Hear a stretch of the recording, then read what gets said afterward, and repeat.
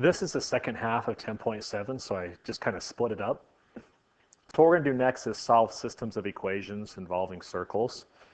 Just a quick reminder, you guys have solved a lot of systems before. So you solved system of equations like with two lines. You did this a lot last year. So what you're really doing when you solve a system of equations, right, is that line represents all the solutions to an equation. And then you have a different line, like say it's right here, that represents all the solutions to the equations also. The point where they intersect then, that point represents the solutions to both equations. So you've done that by graphing, by substitution, by elimination. Those are some different ways. Earlier this year in Math 2, right, is we took parabolas, quadratics, and we found solutions with a quadratic and a line, something like that. In that case, you could have two solutions, right? They could cross twice. It's also possible that they could, your lines down here, that they don't intersect. It's also actually possible that they intersect in one spot. So you've done all of those. We're just going to kind of expand on that, what you've already done, and we're going to include circles. So if I have an equation, a system of equations involving a circle and a line, think about the possible number of answers we could have. You could have no solution. It could be something like that where the two never intersect. You could have one solution when your line is tangent to the circle, or you could have two solutions where they cross twice, right there and right there. So we're going to focus again today on solving systems that involve the equation of a circle and involve a line. We're not going to do it by graphing, and the main reason for that is it's really hard to graph a circle accurately enough to find where a line intersects it. And so we're going to mainly do it algebraic. This should seem familiar to you because, again, you've solved systems before, just not with circles. So we're just adding that part. Here's an example right here. So I want to solve this equation. It says solve the system of equations. I got equation 1. This is my circle, right? It's got a center of 0, 0, and the radius of 1. And this equation right here, this is a line. If you wanted to, right, that's 1x. You could write it as being y equals a half x plus 1. No, that's the same thing. So this is the equation of a line. The way we're going to solve these is with substitution. So substitution, you take one of the two equations and you solve for x or y. If you have a circle and a line, you always want to take the line equation and solve for x or y. This one's already solved for y, right? Y is equal to that. And we do substitution. So what substitution means is I take what y is equal to and I plug it in for y in my other equation. So I have x squared plus, but in place of that y, we're going to put in what y is equal to in the other equation. So I have x plus 1 over 2 squared equals 1. So what I've done is I had two equations with two variables. Using substitution, I now have one equation with one variable. So now I can solve this. So let's go through and solve this. This is a little bit tricky, so make sure you pay close attention. We're going to do some algebraic techniques to help make this easier. I have x squared plus, that top part I'm going to write as being, you have to square the top and you have to square the bottom. So I just wrote it as being x plus 1 squared over 2 squared. So now I have x squared plus x plus 1 squared over 4 equals 1. So that's the first little trick, is make sure you square the top and the bottom. The next one is, if you have this 4 on the bottom, we can times both sides by 4. So I got to times this side by 4 and this side by 4. And the reason why I do that, watch what happens. Now I have 4x squared. When I times by 4 right there, those 4's just cancel out. So now I have plus x plus 1 squared equals, and on the right side I have 1 times 4, which is 4. So if I times everything by 4, right, this x squared ends up being 4x squared. This 4 ends up being canceled out, and I have to times that one by 4. Okay, now this is the trickiest part. This is probably the most missed part, is we have to times out x plus 1 squared. Let me show you what not to do. So don't write this down. Put your pens and pencils down. Just watch. This is what I see a lot. 4x squared plus x squared plus 1 squared equals 4. So what happens is we just square those two. That's not how you square a binomial. So just as a reminder, when you have x plus 1 squared, you have to go like this, x plus 1 times x plus 1, and you have to do the whole double distributive FOIL process. So that's x squared plus 1x plus 1x plus 1. So we end up with x squared plus 2x plus 1. So I come over here. This comes out. By the way, there is a shortcut that you probably learned. You take the first one and square it. You times those together. 1 times x is 1x times 2 is 2x. So you times those together and times by 2, and you square the last number. So if you don't want to write this out like this, you can get from there to there using that process. Square the first one, x squared, times them together. 1x times 2 is 2x, and square the last one, which is 1. Okay, now we get to here. Now I've got what? 4x squared plus x squared is 5x squared plus 2x. I'm going to minus the 4 over. Okay, this is a quadratic equation now that I need to solve. This is a long process, right? So let's do that. To solve it, you guys can do that x method if you want to, but you're just trying to find out if it's a quadratic trinomial. It's got 3 terms. You're going to factor with 2 sets of parentheses. This is why we've been reviewing this. We go 5x and x. And then when I times those together, it has to equal -3.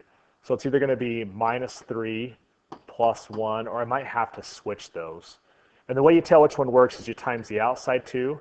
5x times 1 is 5x. The inside 2, that's -3x. 5x minus 3x is 2x. It gives us what we want. So I kind of got lucky and got it the first time. If it hadn't have worked, I'd switch the 1 and the 3 around. We're still not done. Now I go, take each of your factors. 5x minus 3 equals 0, and x plus 1 equals 0. So I have this one, I have to add the 3 over, divide by 5, so 3/5. This one I have to minus the 1 over. That one's a little easier, right? That's just going to be x equals -1. Okay, after all that, we're still not done. Remember, if I'm solving the system, I'm trying to find the 2 points where the line and the circle intersect. Points have 2 coordinates, right? They have an x and a y. I've found the x on both of those coordinates. Let's say that's x1 and y1. So I found the x coordinates. I have to go back and find the y coordinates. So what I'm going to do is I go back up to my system of equations, have 3/5 and -1, and I have to plug them into one of those 2 equations. You could plug them into any one you want. So let's start with the easy one. Let's start with, was it 1 or -1? I forgot already. It was -1. Let's write that up here. So my 2 answers were x equals 3/5 and -1. If I plug -1 in, I get -1 plus 1 divided by 2. -1 plus 1 is 0. 0 divided by 2 is 0.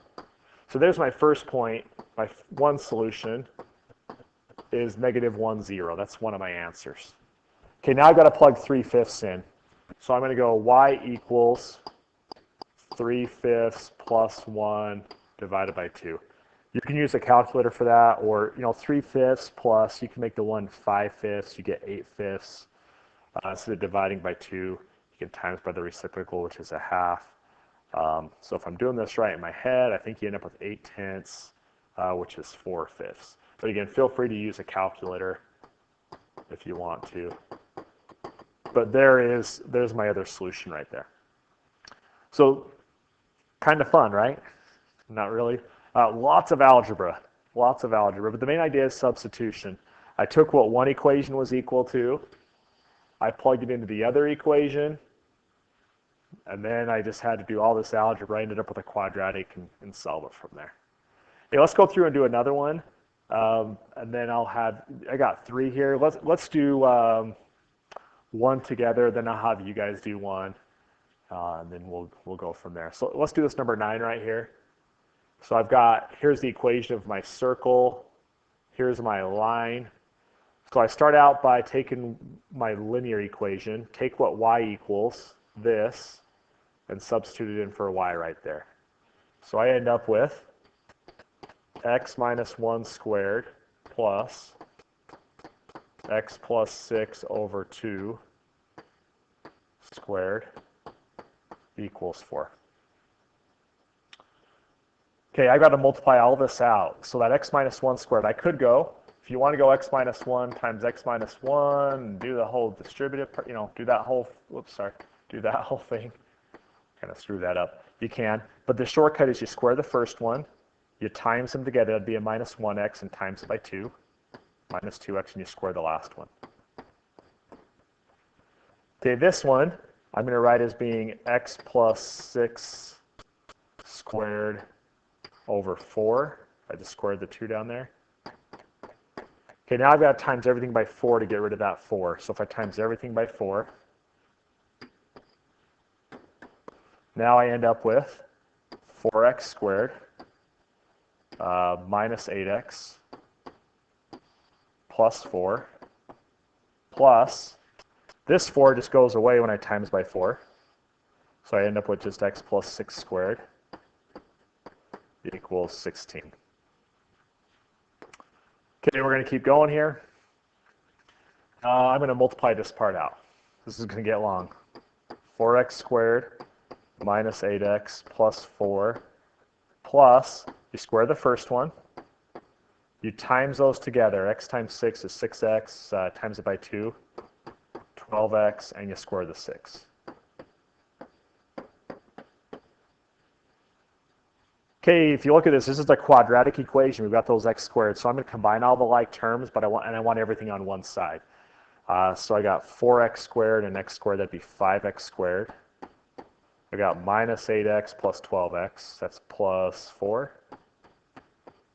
I have 4 plus 36 is 40, but then I have to minus the 16 over to there, so it's going to be minus 16. So 40 minus 16 is, what is that, 24?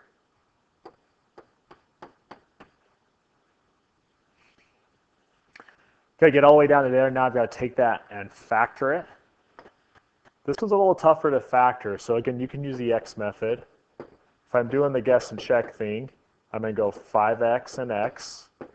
I times those to get 5x squared. When I times those, I have to get 24. This is a little more challenging because I have, 3 and 8 and 4 and 6. I've got all those different combinations I could try there, and I have to find the one that's going to work. None of those are looking like they're going to work. They'd have to be pluses. Like, if I tried the 3 and the 8, I'd have 8 times, that's 40 plus 3 is not 4. And if I'm going to times 5 by something, and I'm adding, I don't think I'm ever going to end up with 4. So this looks like it doesn't factor. One thing we can do to check, and you can use this, if you don't want to solve by factoring, you could also use a quadratic formula, right? The x equals negative b plus or minus the square root of 2 times a is 10. Let's figure out what that number is. That's the b squared minus 4ac. That'd be 4 squared, 16, minus 4 times a is 5, times c is 24. So that'd be 20. Let's put that in a calculator. 16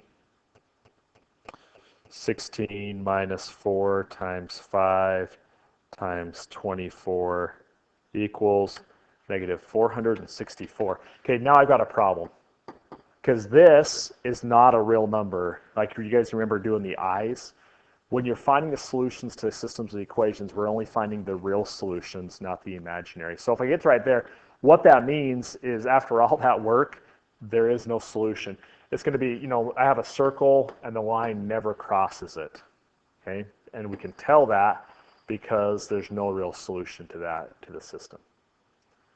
I don't know if that makes us happy or sad. We get a stop there, which is good, I guess. But it was a lot of work to have a no solution. Hey, I want you guys to try 8. So I'm going to pause it here. You guys pause it. Try 8, and then I'll work it through, and you can just check your answer. 8 does have a solution. So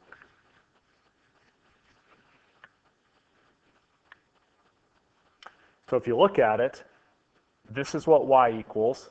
I'm going to plug it in for a y right there. I'm going to erase all this so I have room to work.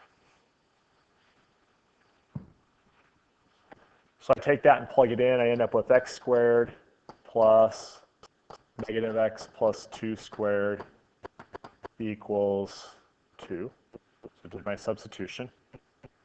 So now I have x squared plus, there's nothing on the bottom, so I don't have to worry about that, but I do have to square it. So I square the first one. If I square a negative x, that's a positive x. I times those two together and times by 2. That'd be a minus 2x times 2, be a minus 4x, and I had to square the last one. So now I end up with x squared plus x squared, 2x squared minus 4x plus 4. I'm going to minus that 2 over to the other side because it's a quadratic. So if I minus that 2 over, I'd end up plus 2 equals 0. So I just move that over there with the 4. Okay, when you go to factor this, again, we got that 2 out front. This one, though, if you want to divide both sides by 2, since 2 goes into all of those, you can. That'll make it a little easier to factor. Okay, take this guy and factor it. X squared minus 2x plus 1 equals 0. So I'm going to go x and x. Factors of 1 that add up to be negative 2. So it's minus 1 and minus 1. So in this case, x comes out to be 1 both times. So I only have one solution. So x equals 1. I need to find out the y that goes with it. So I take that 1 and plug it back in. Negative 1 plus 2. So I plug the 1 in there. That comes out to be a positive 1. So this one only has one solution at 1, 1. So if I were going to draw a picture of this, right, I've got my circle, and this one just comes by and just touches. It only has one solution. So just remember, you've seen an example now of one that has two solutions, one that has one solution, and one that has no solutions. These are long, and they're kind of painful. I didn't put a ton on your assignment just because I knew they were long. But be patient with it. Be really careful with the algebra. You have to be meticulous. There's lots of little places to make mistakes, so they can be a little bit frustrating. But again, just be careful and as meticulous as you can. You'll do great. Thanks. Good luck.